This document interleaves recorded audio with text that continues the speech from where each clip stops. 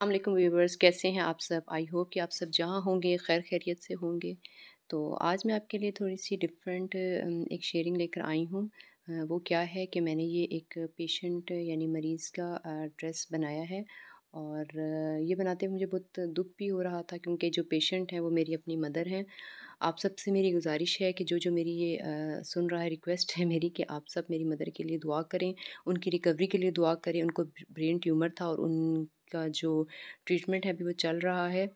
तो बस उनके लिए मैंने बनाया था, तो मैंने कहा मैं आपके साथ शेयर करती हूँ कि किस तरह से आप जो है घर में इजीली इस तरह से बना सकते हैं। पहले जो मैं आपको दिखा रही थी वो उसका फ्रंट था शर्ट का, और ये बैक था। अच्छा, इसके लिए मैंने जो ली एक रफ़ सी मेजरमेंट ले ली कि चेस्ट मैंने 25 रख ली, शोल्डर 15 रख दिए, स्लीव्स 20 रख दी। और जो टोटल लेंथ थी वो मैंने कटिंग जो थी वो 42 की थी, लेकिन मैंने उसको काफ़ी ज़्यादा मोड़ा था, नीचे से फ़ोल्ड किया था कि अगर कभी नॉर्मल उनको शर्ट भी पहननी पड़ जाए तो लेंथ जो है वो सही रह जाए। तो इसलिए मैंने सबसे पहले जो ये पीस था उससे मैंने 42 लेंथ निकाल ली है। और अब उसके बाद मैंने उसी तरह से जैसे नॉर्मल शर्ट को हम फ़ोल्ड करते हैं, लेकिन इसमें ये क्या होगी कि आगे और पीछे का पीस मैं अलग कर लूँगी। क्योंकि आगे और जो पीछे में मैंने स्लिट जब पीछे देनी है तो इसकी वजह से मुझे जो बैक का पार्ट है वो थोड़ा सा बड़ा रखना पड़ेगा। नीचे मैंने ये 27 या 28 तक इसका घेरा रखा है। और इसके बाद मैं क्या करूँगी कि सबसे पहले मैंने आपको जैसे बताया कि मैंने जो स्टार्ट वाले ऊपर से ये है, इन दोनों पीस को अलग करूँगी क्योंकि मुझे फ्रंट और बैक के लिए अलग अलग चाहिए।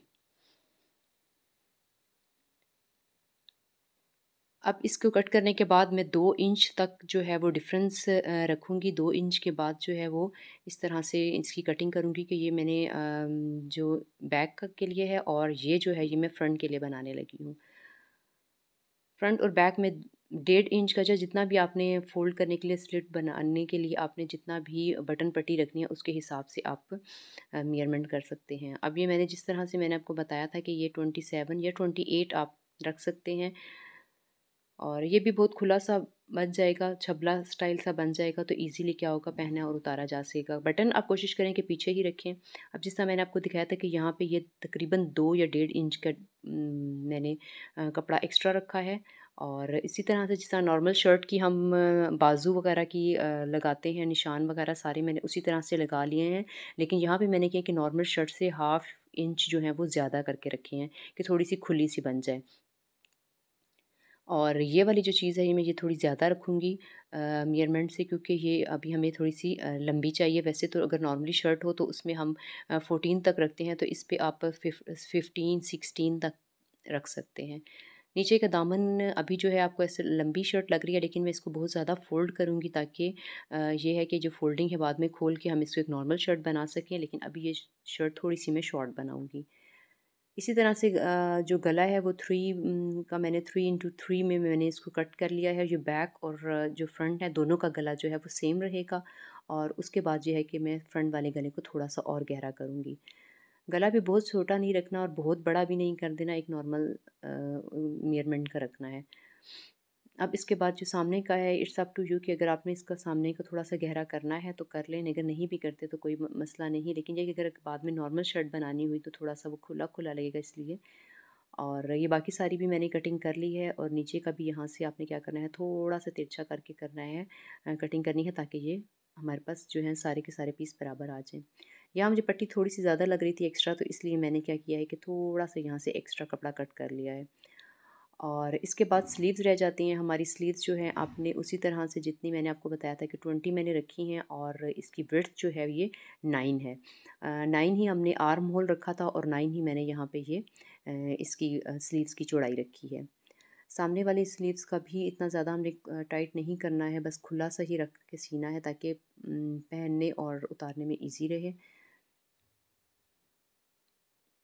मेन जो होता है सारा कटिंग का होता है। अगर आपकी कटिंग ठीक हो जाएगी तो आप इजीली क्या होगी स्टिचिंग कर सकेंगे। तो अब आपने मैंने गले के लिए जैसे आपको बताया था कि फ्रंट की कटिंग को फ्रंट वाला जो गला है इसको थोड़ा सा मैं गहरा करूँगी और बहुत मोटा चिपक बुकरम नहीं लगाऊंगी, बिल्कुल ही बारीक सा 1 इंच भी नहीं है चिपक बुकरम के, बिल्कुल बारीक सा चिपक बुकरम लगाना है ताकि वो ज़्यादा चुभे ना और मसला ना हो। इसके लगाए बगैर जो है वो गला इतना सही बैठता नहीं है, तो इसलिए हम चिपक बुकरम लगाकर ये पीसीस पड़े हुए थे, मैंने इन पे चिपक बुकरम जो है वो इस तरह से पेस्ट कर लिया है।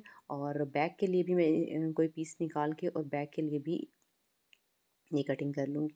बैक की कटिंग साइड से इसलिए थोड़ी छोटी क्योंकि हम जो लंबाई है वो हम फ़ोल्ड कर लेंगे बटन पट्टी के लिए, तो हमारे पास जो है वो गले के लिए सिंपल एक पीस होना चाहिए जिसको हम थोड़ा सा फ़ोल्ड करके गले पे लगा सकें। ये देखिए मैंने इस पे चिपक बुकरम लगा दी है और बैक साइड से मैं आपको दिखाती हूँ कि जिस तरह से ये देखिए ये दोनों साइडें पहले मैंने फ़ोल्ड करके स्टिच की हैं और उसके बाद मैंने जो है इसके ऊपर वाला गले की जो पट्टियाँ जो छोटी-छोटी सी अभी हमने कट की थी वो लगाई हैं।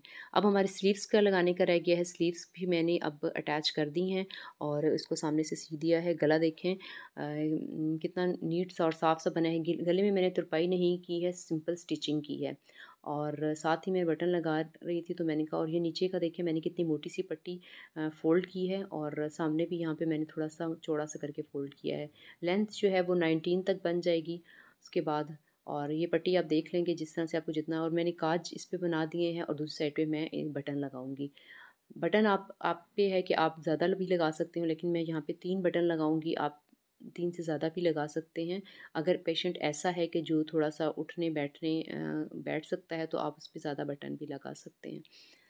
बाकी ये है कि जो काज आपने मैंने इसी अपनी मशीन जो है उसी से काज बनाए हैं। काज बनाने के बाद मैं उनको कट कर रही हूँ। काज को कट करने के लिए आपने क्या करना है, सेंटर से साइड पे ले जाके स्टिच ओपनर से उसको कटिंग करनी है। कैंची से नहीं करें क्योंकि कैंची से अक्सर क्या होता है आगे पीछे हो जाएगा तो थ्रेड कट जाएगा, इससे आपका काज ख़राब हो सकता है। तो इसलिए स्टिच ओपनर से सेंटर से लेके जाते हुए साइड्स पे थोड़ा-थोड़ा सी जगह छोड़ते हुए हम इसको कट करेंगे, जितना हमारा बटन है उसी हिसाब से।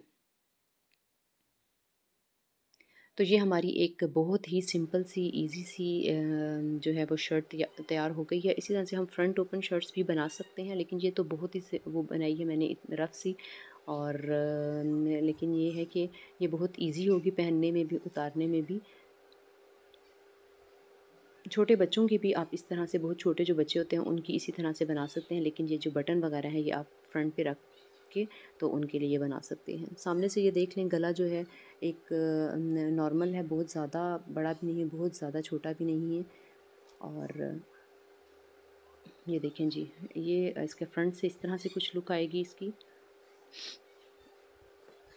अभी ये बहुत ही शॉर्ट मैंने कर दिया। मैंने आपको बताया मैंने इसको जो कटिंग की थी मैंने 41 या 42 की कटिंग की थी, लेकिन उसके बाद मैंने इसको क्या किया, अच्छा सा नीचे से फ़ोल्ड कर दिया तो ज़रा ये शॉर्ट शर्ट बन गई है। और बैक साइड से कुछ इसका इस तरह से व्यू आ जाएगा। धागे वगैरह एक्स्ट्रा जो है आप कट कर लें। और अगर आपने स्टार्ट में ये नहीं धोए थे कपड़े तो आपने एक बार जो है स्टिच करने के बाद भी आपने इसको एक बार वॉश कर लेना है। वॉश करने के बाद इसको अच्छी तरह से प्रेस कर लें। तो इसी तरह की मुख्तलिफ़ चीज़ों की जो डाई आइडियाज़ हैं या इसी तरह से बहुत सी और सी चीज़ें देखने के लिए उनकी स्टिचिंग किस तरह से हम कर सकते हैं घर में बैठे हुए पीसीस को यूज़ करते हुए, तो मेरे चैनल को सब्सक्राइब कीजिए, लाइक कीजिए, शेयर कीजिए, दुआओं में याद रखिएगा। तो मिलते हैं नेक्स्ट वीडियो में। अल्लाह हाफ़िज़।